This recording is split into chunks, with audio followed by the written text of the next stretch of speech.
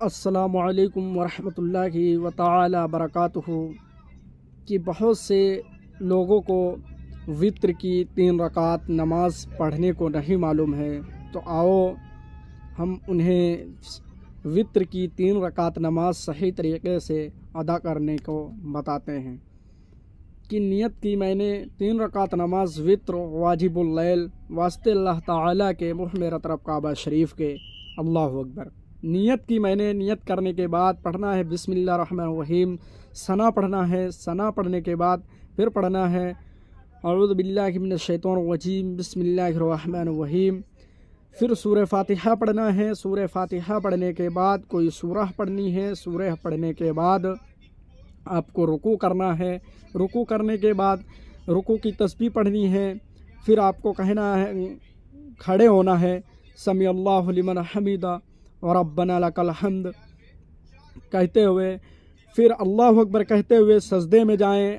اور سجدے کی تسبیح پڑھیں سبحان ربی العالی، پھر اللہ اکبر کہہ کے اٹھیں، پھر اللہ اکبر کہتے ہوئے سجدے میں جائیں، دوسرا سجدہ کمپلیٹ کریں، دوسرا سجدہ کرنے کے بعد پھر کھڑے ہوں، کھڑے ہونے کے بعد اللہ اکبر کہتے ہوئے کھڑے ہوں، کھڑے ہونے کے بعد آپ کو پھر سے الحمد پڑھنا ہے، الحمد پڑھنے کے بعد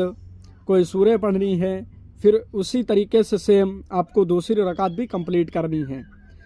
دوسری رکعت میں آپ کو التحیات پڑھنا ہے، التحیات پڑھنے کے بعد آپ کو کھڑے ہو جانا ہے اللہ اکبر کہتے ہوئے، پھر آپ کو الحمد پڑھنا ہے، الحمد پڑھنے کے بعد کوئی سورہ پڑھنی ہے، سورہ پڑھنے کے بعد آپ جیسے کہ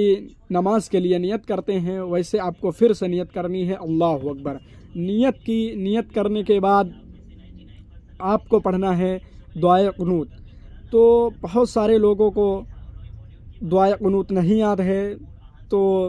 وہ کوئی بھی دعا پڑھ سکتے ہیں، دعائے قنوت کی جگہ پہ کوئی بھی دعا پڑھ سکتے ہیں، جیسے کہ ربنا آتنا فی الدنیا حسنۃ وفی الآخرۃ حسنۃ وقنا عذاب النار، حالانکہ جیسے ربنا اغفر لی ولوالدی یوم یقوم الحساب،